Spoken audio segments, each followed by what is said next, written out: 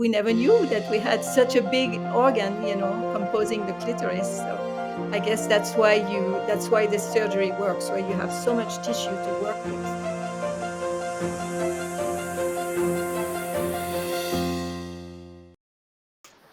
So welcome to our podcast.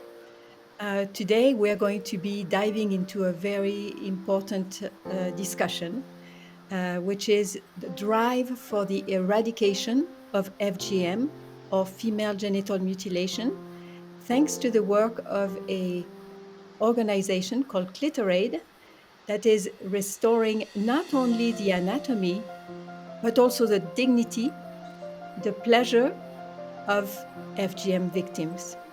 So we'll be speaking to very wonderful people who are very involved in this mission.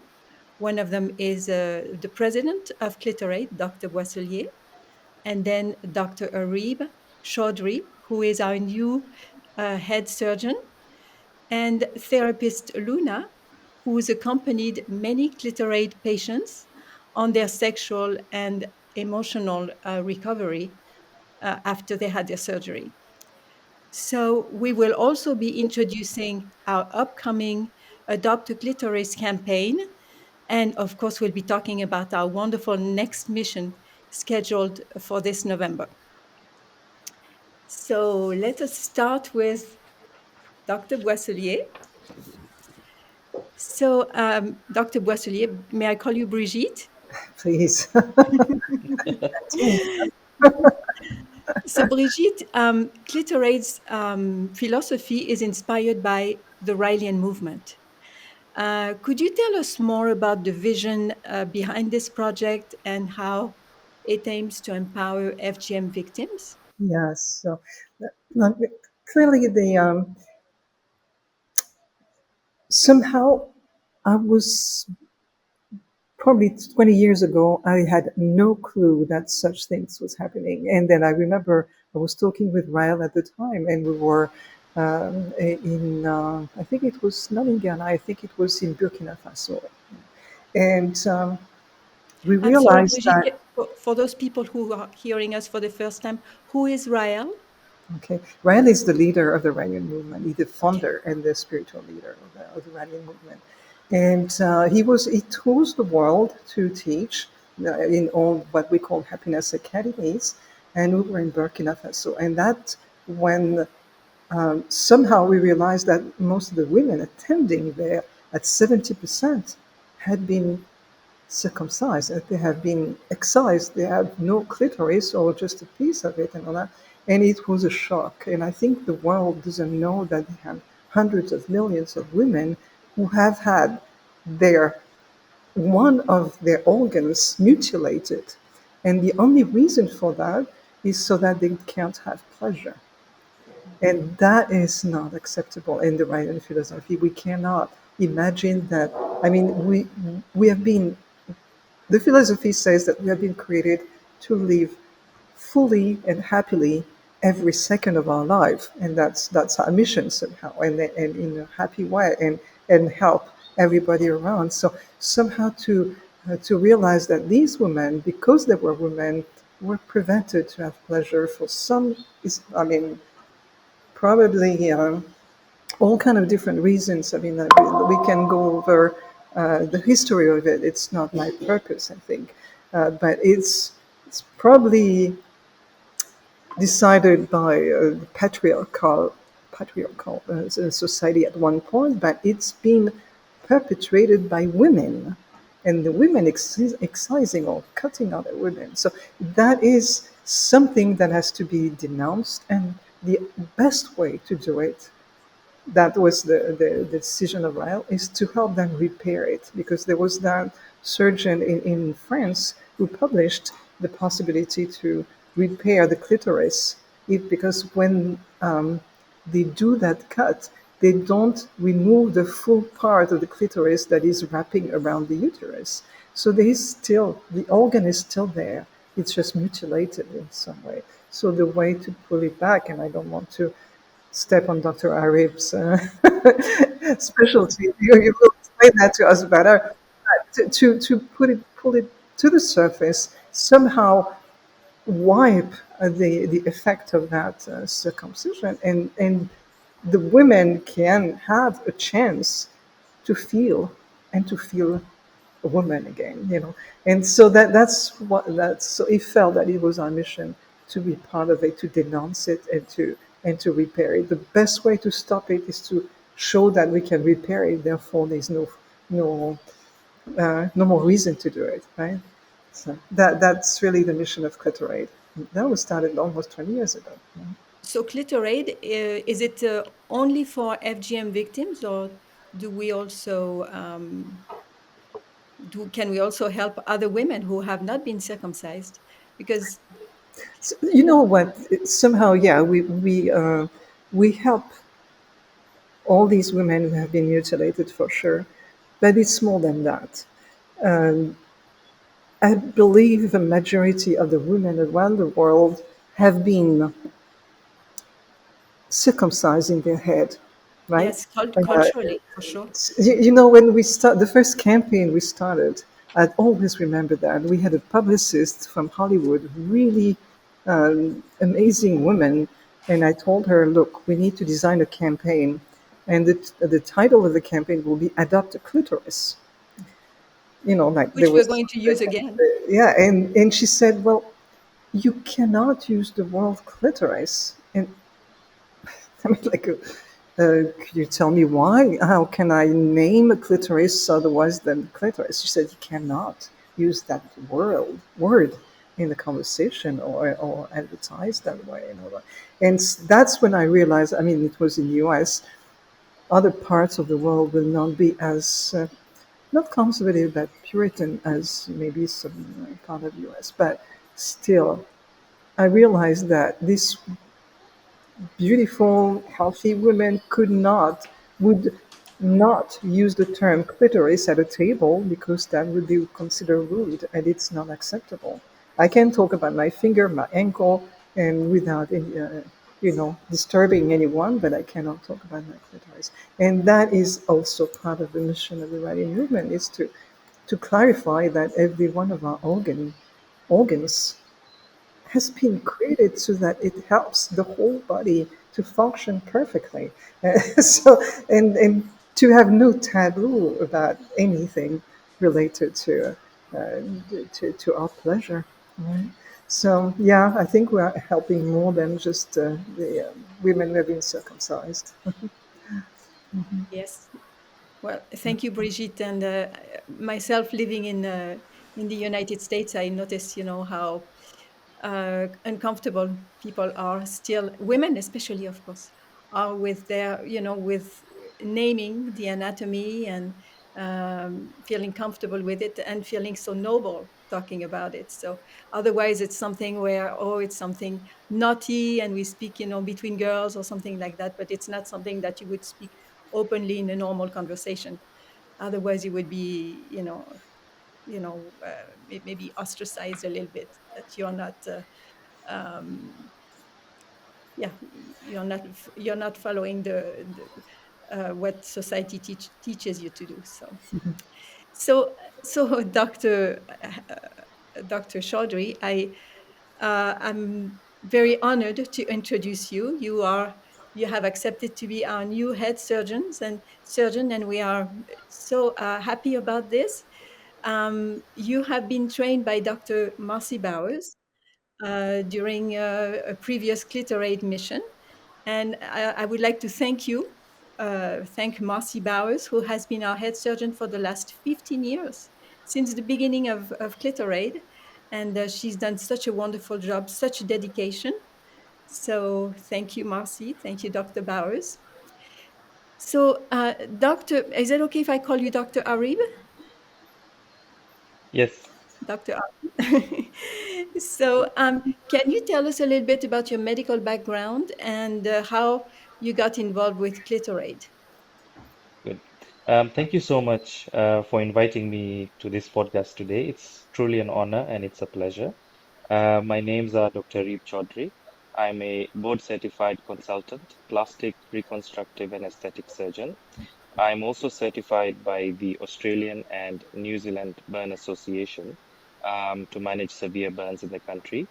I am also the consultant and head of department of one of the county hospitals in the capital, to lead the plastic surgery department and development. So I have a particular interest in reconstruction, and that is where the clitoral restoration surgery interest came in. And I've had the opportunity to participate in medical camps as early as my years in residency. And it was thanks to Clitoraid, who had organized these camps. So that was my eye opener into this wonderful surgery that can restore so much, both physically, emotionally, and psychosocially.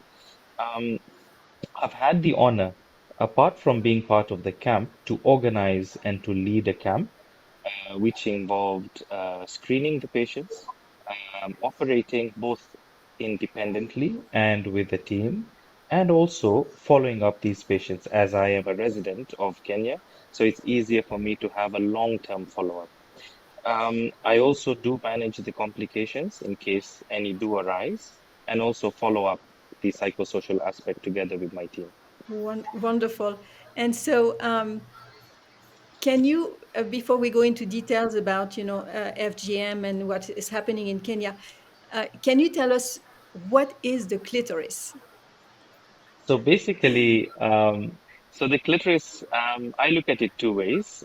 There's the anatomical definition, whereby it is a sensate um, organ just at the top of the vulva that is predominantly erectile tissue and is highly innervated by numerous nerves. It is the pleasure center for the female, and it's very important during the sexual intercourse. But in my opinion, this is my personal opinion, having worked with these patients over a long period of time, I feel the clitoris symbolizes the dignity and identity of a woman. It seems that we've discovered very, very lately that the clitoris was not only the little thing on the top, but it has, these arches on the sides. I mean, it's a very, we never knew that we had such a big organ, composing the clitoris. So I guess that's why the surgery works, where you have so much tissue to work with. Exactly. And it's not just the tip that is innervated, it's the entire clitoral body that is innervated. So this gives us a very good surgical advantage whereby we can restore what once we thought was lost. And that is the beauty about reconstruction. So tell us, you live in Kenya, you have been in this culture since birth. Why is it that in that culture, FGM is performed? Why? What is their reason behind that? And what is the percentage of the population? I mean, if you look at it, the current situation of the FGM is as a result of past practices. And these past practices, remember, came from an era where it was very conservative. You had little knowledge, little exposure, and we have to deal with that burden today. And there is this notion that surgery was a taboo at one point and it was not acceptable. However, thanks to Clitoraid with the previous camps, what it did was it opened up the eyes of the patients, and the patient become our voice. And when they go back to the communities, as a changed human being, they're able to explain to the community health workers, they're able to explain to their sisters, to their aunts, to the mothers, to the neighbors that look, you don't have to live a miserable life. There is a surgical intervention that can help. About you'd say about 50 to 51% of females between the age of 15 to 49 have suffered FGM, and that is a huge population. Mostly it's the Somali community, which is up at the northeast, followed closely by the Kisii community and the Meru community. It is wide. The reach for FGM is very wide, and we are just scratching the surface. If we're able to get into the communities and help these ladies, there are very many ladies who are not able to come out and ask for help.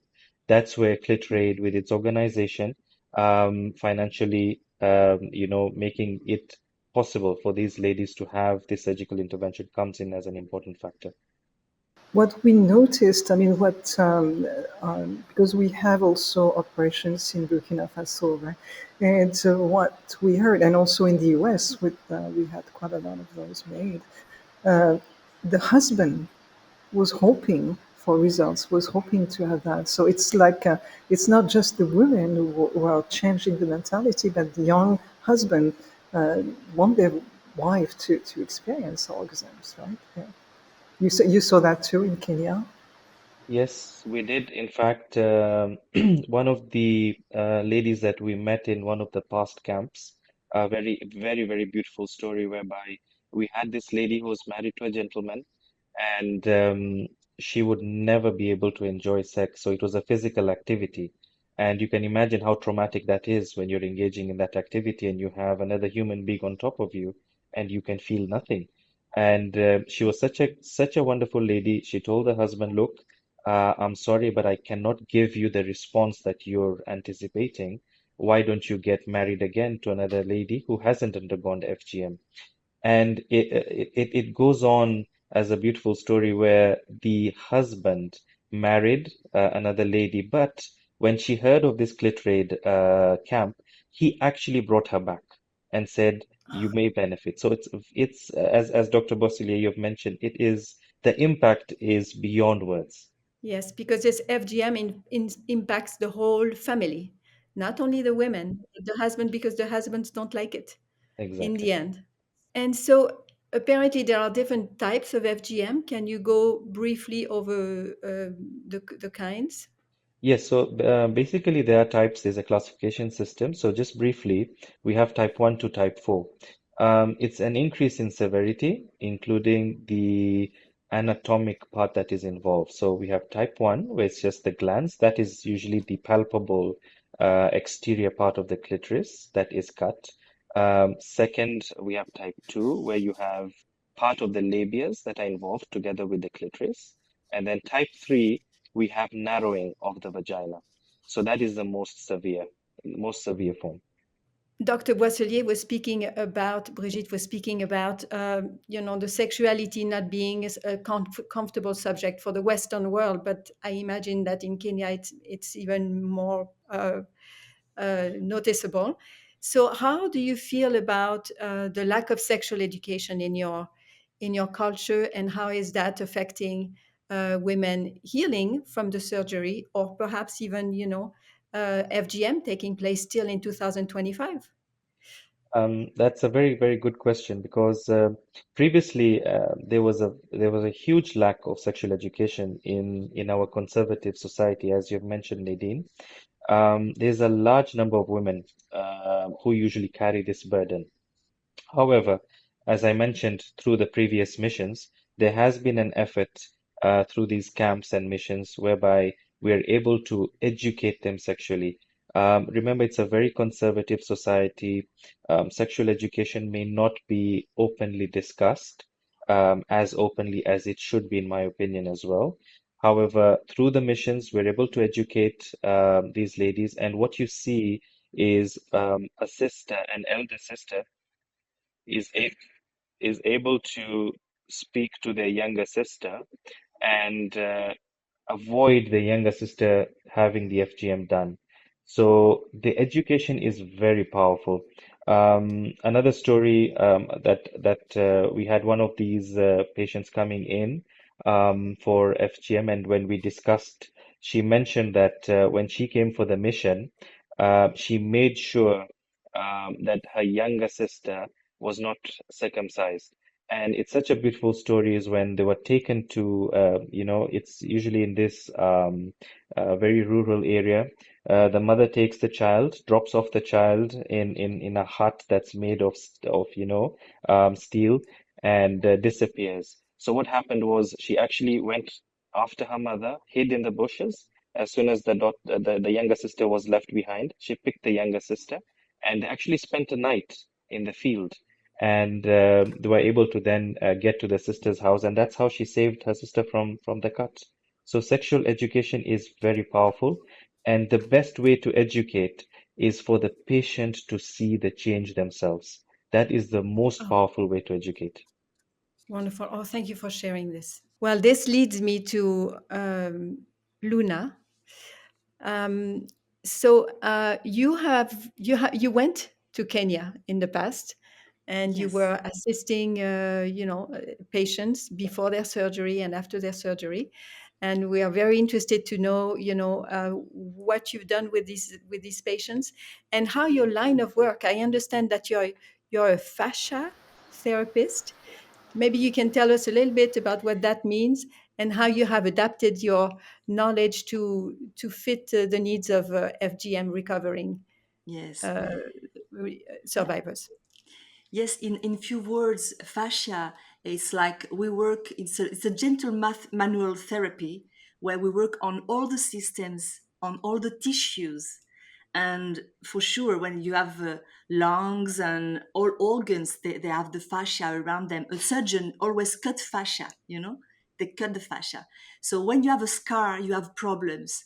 Not only with FGM, with all sort of scars provoke a problem. So my job is to work to give back, to release tension in the scars, to relieve tension in the tissues and in the memory of the tissues. Because what's happening with the woman that they don't feel pleasure anymore. They feel the pain. Most of them they feel pain. And so my job, it's not only with the FGM, but all sort of problems, emotional problems, physical problem, chemical problems.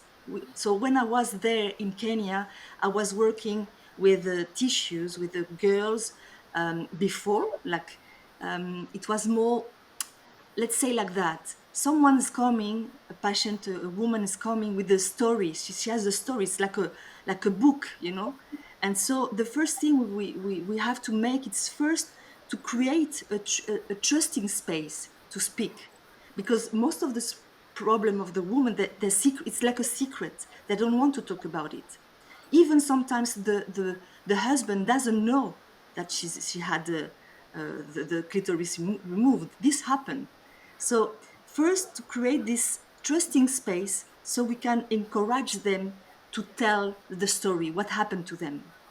And this is like a special moment. So that was my first job, to meet everyone individual, to learn to listen the story, and to listen the story, to listen the pain, and to listen the shame, the guilt, sometimes the anger, the all that. It's in the first story. I'm not surgeon at all, but I'm human, so I can understand. So first to create a real trust with them, and so they can feel that they can open the heart, and to be ready. Most of them, they are survivors. First, they are survivors because most of them they die before, with the lack of blood or infection or suicide. We have some girls that some friends of them commit suicide. So we talk with the survivors first. That's the first thing, and after that we create an intimate space to share with them the story. So to make them first proud, to have the courage to say, they've been cutting something to me that I was created with, and I don't want to live with these parts that is not here anymore. I want to be an entire woman. I want to be the whole myself.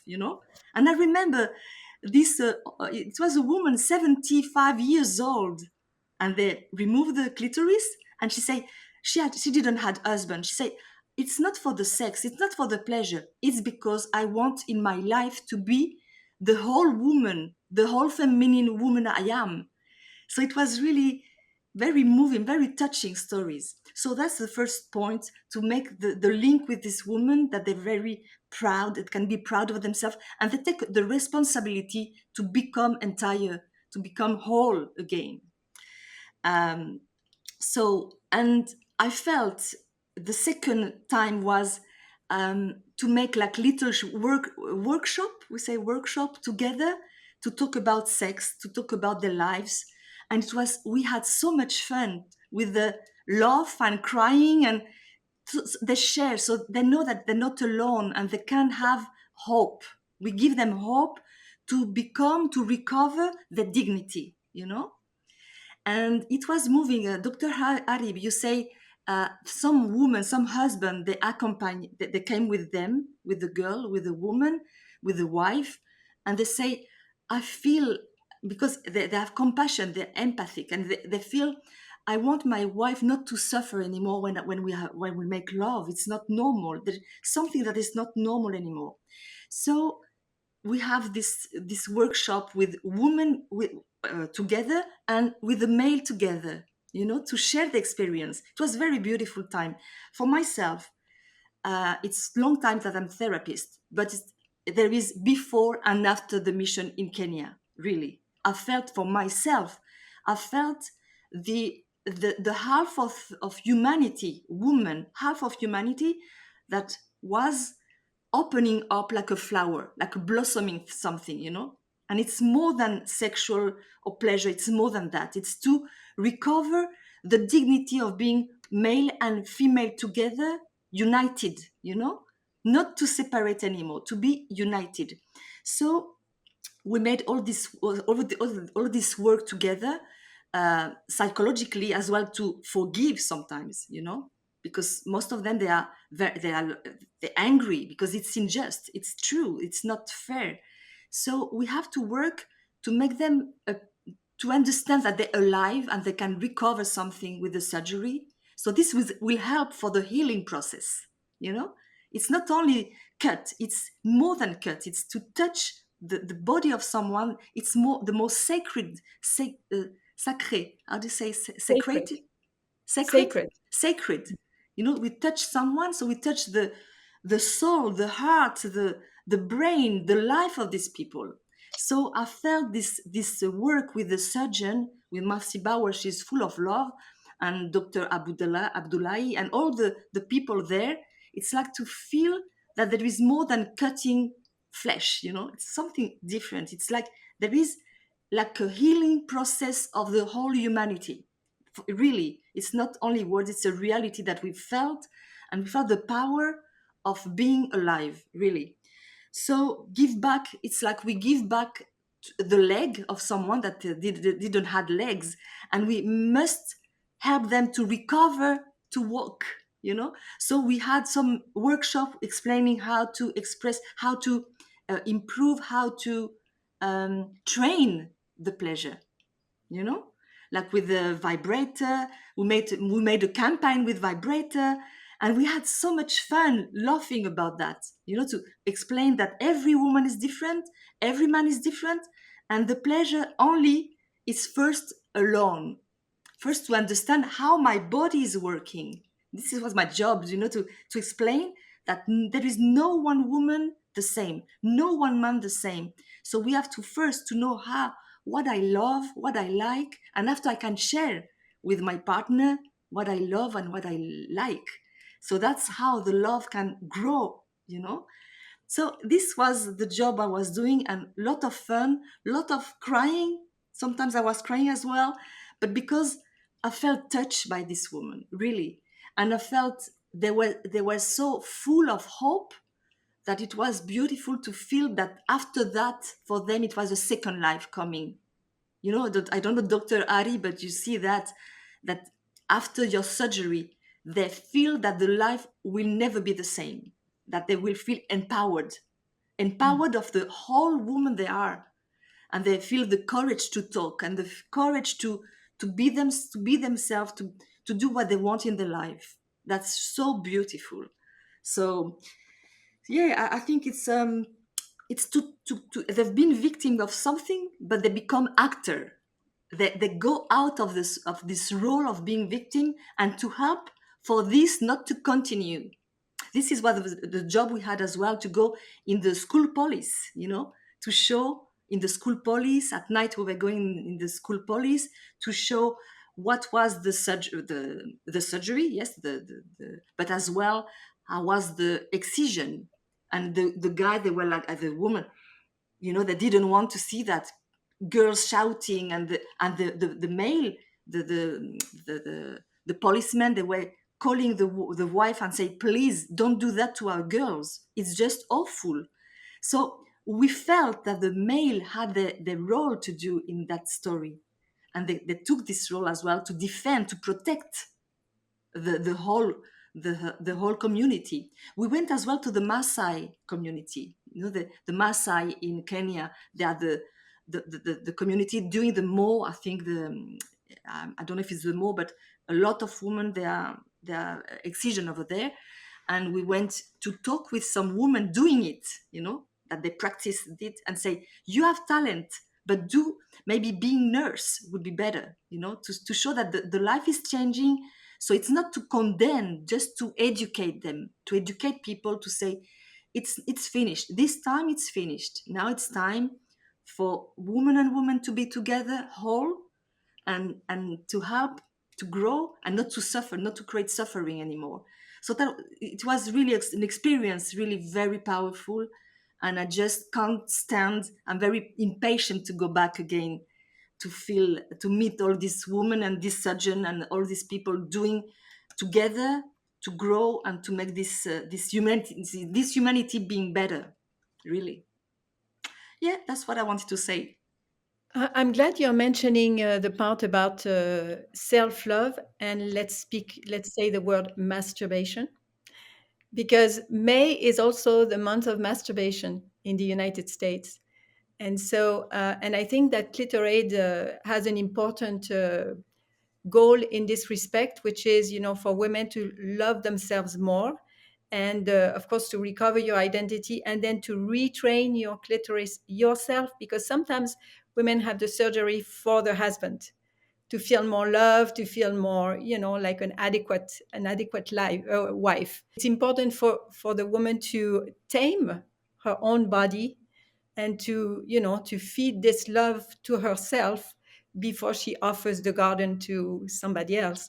So I think that Clitoraid is, we have this important teaching to women, actually to women in FGM women, but also all women around the world. We all need more self-love, and that goes through giving ourselves pleasure. Because once you know how your body works, and you can teach it to someone else, otherwise it's really difficult. And the guys are very frustrated because they don't know what to do. I wanted to add something. I had a lot of pleasure as well, because I made, it was few years ago, but we made a three model vulva, to show women that there is no one vulva the same. So I took with my sisters, my nieces, everybody was making like a mold of the vulva to show the woman when I went to Kenya, to show them that there is no one woman the same. So I show them, and I make this little clitoris in a 3D model. Say yes. So to show them where is in the body, how it works, and it was so, we had so much fun. We made this suffering process with a lot of sense of humor as well, and this is very important because we can recover. And to say, if we can recover, we have to stop doing it. That's it. It's interesting to also to add that the clitoris is the last organ that has been mapped, right? For centuries, I mean, the penis was known perfectly well 300 years ago or more, but the clitoris, it's only like maybe less than 20 years. I think it was in 2006 that it was the first real map of the clitoris was published. I, but that wonderful surgeon from Australia, actually, since you have been trained there, well, it's it's ridiculous when you think about it, right? The unknown organ, because people are right, Dr. Areeb, people are under the impression that the clitoris is just this little bit, right? Yes, actually, just to add to what Dr. Boslia mentioned, it is actually, when you look at it, it's almost unfair. Up till today, we're still discovering the anatomy of the clitoris. I mean, if you look at literature, when you check up online, it's evolving every single year. And however, the penis, as mentioned before, the anatomy is known up to the detail. And I feel that has to change, and we are on the right track. Thanks to you. Thank you for joining the team for this. Yes, yes.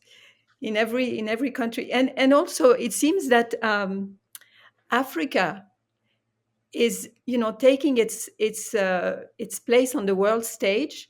I mean, so much is happening with leaders in Africa, taking their place, And it seems that now with the women also, because this is part of women taking their place too. You know, when you recover your dignity, when you feel whole again, then you can feel a complete citizen where you can, stand to make this continent flourish, because it's really, it's Africa's turn, and the spiritual leader of the Raelian philosophy has been pushing for Africa to take its place on the world stage, and maybe save humanity. You see, so it's important. Every citizen is important, but the role of women, wow, the African woman is so important. So okay, so we have this fundraising campaign that's coming up. You mentioned it before, and it has a name that has been some a bit controversial in some aspect. It's called Adopt a Clitoris. And so, what was the thinking behind it, Brigitte? Why did we choose this controversial? I mean, it shouldn't be controversial because clitoris is just a clitoris. But why did we choose to just say it like that, to do our fundraising? Yeah, yeah. No, I mean, answered that a little bit earlier. It's like very much the fact that saying the word clitoris was an offense. Uh, I had to use it, and I had to, and even in the term adopt, um, it's like it's a commitment from someone saying, yes, I'm helping someone who is suffering and can't afford to repair herself. So it's true that it was not very fully welcomed. I would say in Europe it was okay. I mean, like definitely the European culture is more open to that type of, but not in the US definitely. So yeah, it was a little shocking at the time. Um, we have to be proud of every part of our body. You know, when we are. The, there was some campaign about the cliff palates, and then yeah, we have to love our smiles, and we have to love absolutely every part of our body. And so we're trying to make it natural to talk about clitoris, about pleasure. It is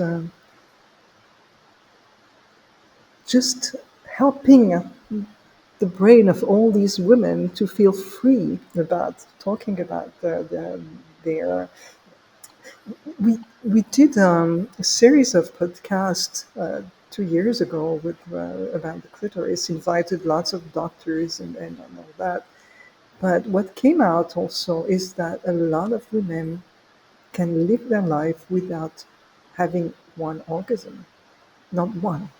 They don't know what it is, and that is troubling, in my opinion. You know, it's like they have never been told. It's not talked between women, and then you can have children. You can, I mean, like really, you can definitely live your whole life without having once experienced that. So that is also part of pushing the taboo away of that organ, and also the fact that having an orgasm is essential essential for health. It creates so many neurotransmitters of happiness in the brain, and then it can reduce the pain. It has so many beneficial. It has a reason to be right, and that is non-reproduction. That's and that's why I think it's important that we raise our voice, because I don't think any other religious community will take that lead. It has to be the Ragged movement. Yes, removing the taboo, removing the shame, removing the guilt. There's so much guilt around sexuality in our societies, huh? Western and anywhere. So it's so important to strip the body of all this shame and guilt, so that we can be, yes, like you say, Brigitte, so we can be free, but so the men can be free too, because Yes. the women being uptight, it makes the guys uptight. And then the women, once they feel very comfortable with themselves, they can also say no comfortably, you know. So it's important, you know, to that removing that shame and guilt is very important for the balance between, you know, the relationship, the relationships between people. Go ahead, Dr. Areeb. Did you want to add to what you were saying? Yes, so I said we should focus on what the core is. And the core to me, having worked with several of these women, is we're able to restore, uh, to give them back what they lost. And when you look at it from a scientific and surgical point of view, that is something so rare. You're not able to give back somebody what they lost. So that is a very beautiful, core of this mission that we should focus on. And just to echo what Dr. Bosile had mentioned. So we are going to have, well, we're going to have our mission in November. And why are we having it in November? There are some special dates on there. We usually celebrate, I mean, try to be part of the celebration November 18. It's the International Day for healing from child exploitation and violence. And November 25th is the Elimination Day. I mean, the Day of Elimination of Violence Against Women. So, women and children. So it's a nice way to participate in that awareness on what is done to women and children and contribute to repair for it. Yeah. So, and that gives us 6 months, nice 6 months to raise the funds. So hopefully many of you listening to us will contribute to that beautiful mission with Dr. Areeb. I am looking forward to partnering with you, Dr. Areeb. Mhm. Yes, I think we haven't mentioned yet, but female circumcision takes place when the child is very young. You know, of course, the surgery that we provide is when they're adults, but the circumcision where they, you know, cut part of the clitoris is when when the child is very young. How old are they usually, Dr. Areeb? They're usually very, very young. We have instances of circumcision at 6 years, 5 years. We've had very severe cases in different parts of Africa at 6 months, if you read the literature. We also have circumcision later on, 12, 14. And you can just imagine how traumatizing it is because you never forget, you know? I wanted you to speak a little bit about, well, the details about the mission. Where is it going to take place? What the prices are, and then how long is the surgery? What is the recovery time for just a little bit, so that patients can, or you know, ladies who are interested can know a little bit. Good. So we're going to hold the mission this year in November. We're going to hold it in Kenya. That's in Africa, specifically in East Africa. And we're going to hold it in the heart of the city, the capital city, that's Nairobi. It's going to be at a very well equipped hospital, a state of the art hospital. In terms of what to expect, in terms of the number, we are targeting at least a minimum of 20 patients. And the cost of the surgery would range at about $1,300 per surgery. What does the surgery entail in terms of its recovery? First of all, it's a day surgery. So that means the patient does not have to spend the night in hospital. They usually walk out of the hospital. In terms of the timing, it takes about, on average, an hour. If it is one of the complicated cases, in terms of them having other sorts of, cysts and other growths that usually we encounter, it could stretch a little bit over the hour. In terms of recovery, it's very straightforward. We encourage immediate ambulation within 24 hours. However, sexual activity, we usually advise the patient to wait for 6 weeks, and this is just so that the area can heal. Um, and that's basically a very straightforward and a very fulfilling surgery, both for the surgeon and the patient. Wonderful. Um, so now, before we wrap up, Brigitte, is there something else that you would like to add concerning this this mission coming up, and then why are we doing this now? I mean, I know we know in November there are these dates, but why is it so urgent for this work to be done? Is there some last word you would like to say? Yeah. The urgency of it, I've felt it for 20 years, right?